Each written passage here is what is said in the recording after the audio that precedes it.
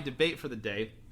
This is going to really play a factor when I talk about certain things next week as well too. But, my debate is, why does Vader just not listen to anyone except like, I know why. Like, I shouldn't ask that. That's not really my question.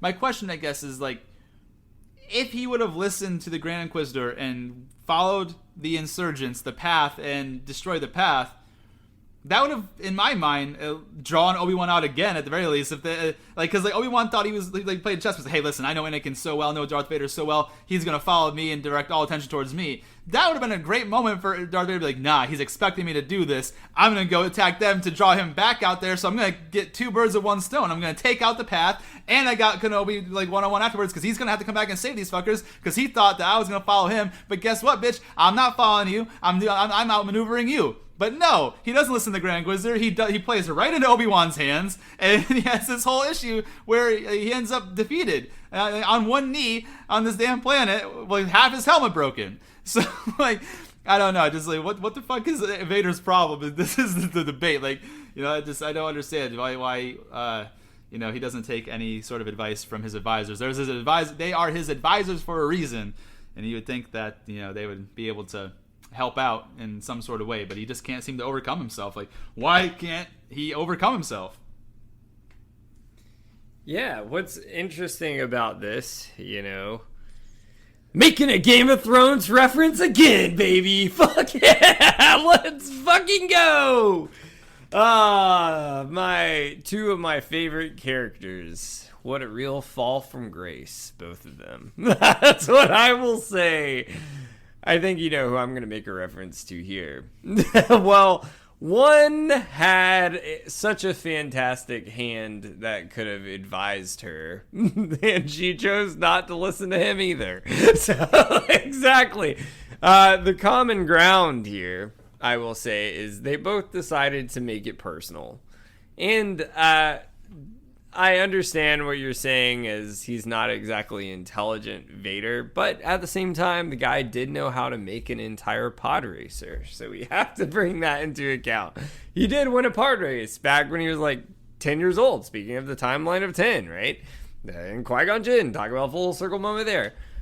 But this is where they both fall from grace. Neither one of them listens to their advisors. Neither one of them.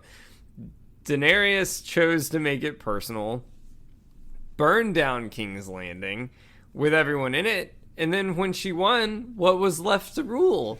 There was nothing there. You were rolling over ash and sand. That's all that was there. There was a metal chair, and then sand and ash. That was it.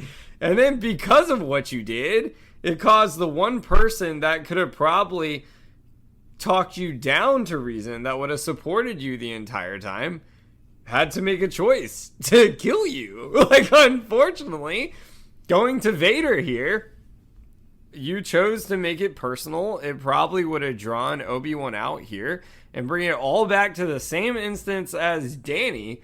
The one person, if you had to listen to the real advisor you had your entire life, he probably would have been the one to support you the entire time because you were supposed to bring balance to the fucking Force. But you chose to let your own arrogance and personal vendetta get in the way of this, which goes back to, which I understand it was awful what happened to Anakin. I don't agree that it was right at all what happened to him, and it sucks. And yeah, he was basically shit on his entire time. Even going to my boy Yoda, basically shit on him and said so much fear in you in front of the entire council. It was wrong. And he had his own mother killed, which was fucking awful. He went through some shit. Danny did too. Her fucking best friend was killed right in fucking front of her.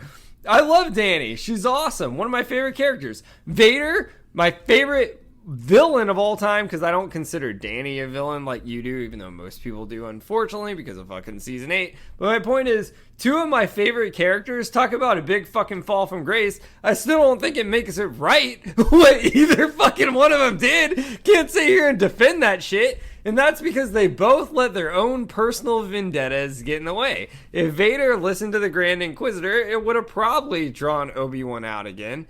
Now, yeah, because he's not, I do not think Obi-Wan would have just sat there why like all those people died. I don't think he would have done that. This isn't the meat cutter again. And on top of that too, Leia's with them. So like the whole mission was to rescue Leia. So Leia's with the path right now. He's just gonna let them like, go, fuck it, I'm gonna go off on my own now. Like no, he's gonna go back and try to rescue her again. So like if he thought for 10 seconds about how best to approach the situation, we could be having a totally different discussion right now. But no, of course not. He decided he's going to make it personal, like you said, and sometimes you can't let personal feelings impact a business decisions.